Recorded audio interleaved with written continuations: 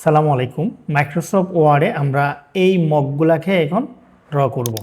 একদম easily shape দিয়ে আমরা চাইলে 1 মিনিটেই এই মগগুলো আমরা ড্র করতে পারি। শুধু টেকনিকটা জানতে হবে আপনাকে। মাইক্রোসফট ওয়ার্ডে এই ধরনের শেপ দিয়ে মগ ডিজাইন করার জন্য আমরা সরাসরি প্রথমে চলে যাচ্ছি ইনসার্ট মেনু।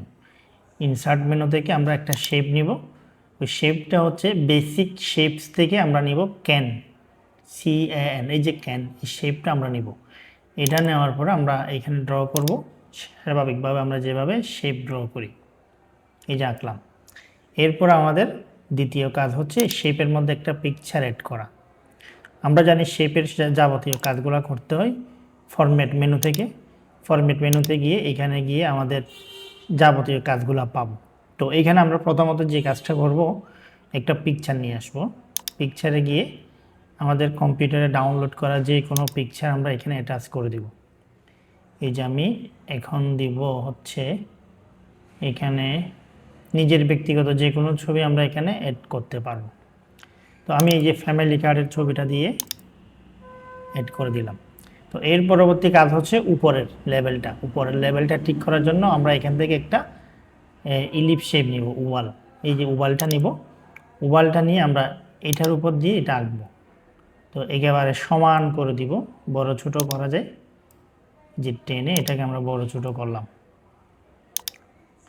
এই যে এখন আমাদের পরবর্তী কাজ হচ্ছে এই শেপগুলো থেকে যে আউটলাইনগুলো আছে, আউটলাইনগুলোকে রিমুভ করে দেওয়া।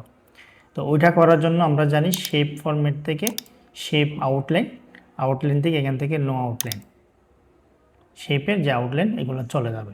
তো আমরা এখানে একটা ফর্মাল একটা কালার দিব, শেপ ফিল থেকে একদম সিম্পলের একটা কালার সিলেক্ট করে দিলাম। এরপরে এই যে এই শেপ থেকে আমরা কালারটা নিয়ে নিব, এই আউটলাইন কালারটা, এই এখান থেকে এসে নো আউটলাইন। আমরা যেহেতু আউটলাইন কালারগুলো বাদ দিয়ে দিলাম, তো আউটলাইনটা যাতে হালকা হালকা দেখা যায় সেজন্য আমরা একটা কাজ করব, এখান থেকে শেপ ইফেক্ট থেকে হালকা কিছু ইফেক্ট দিতে পারি আমরা এখান থেকে। এই যে আমি শ্যাডো এড করে দিই, এটার মধ্যে আমরা এখন উপরেরটাতে আসি, উপরেরটার মধ্যে আমরা হালকা একটা শ্যাডো এড করব চারপাশে, এই শ্যাডোটা এড করলাম। এরপরে নিচেরটার মধ্যে একটা শ্যাডো এড করব, ইনার শ্যাডো এড করব ভিতরের দিকে। শ্যাডো থেকে এসে আমরা একটু গাঢ় টাইপের যদি করি, এটা করতে পারি। তাইলে একটা 3D ইফেক্ট দেখা যাচ্ছে এখানে। এরপর আমাদের এখানে এই মগের যে তোড়াটা আছে এটা আঁকতে হবে। এইটা আঁকার জন্য আমরা এখান থেকে আরেকটা শেপ নিব, যেটা আমরা এই কোনটা দিয়ে পারি, এখানে অনেকগুলো আছে, যেটা দিয়ে ম্যাচিং হয়ে যায় এটা দিয়ে পারা যায়। এটা নিলাম, এটা এঁকে প্রথমত আমরা এটা আঁকলাম। আঁকার পরে একটু কাস্টমাইজ করে নিতে হবে, এটাকে ঘুরিয়ে নিব এখান থেকে 90 ডিগ্রিতে ঘুরিয়ে নিলাম। এরপর একটু ছোটো বড়ো করে নেব মগের সাথে সাথে এটা ম্যাচিং হয়। এটা তো আমরা সেম কাজগুলো করব। ইফেক্ট থেকে আউটলাইনটা অফ করে দিব, নো আউটলাইন। এরপর হচ্ছে এখানে কালার হিসাবে আমরা ব্যবহার করব টেক্সচার। এখান থেকে বিভিন্ন টেক্সচার কালার আছে, আমরা এইগুলা ব্যবহার করতে পারি। এখানে অনেকগুলা টেক্সচার আছে, এখান থেকে যে কোনো একটা টেক্সচার আমরা অ্যাড করে দিলাম। এরপর আমরা এটা আমাদের মগের সাথে অ্যাড করে দিব, এখানে এনে অ্যাড করে দিলাম।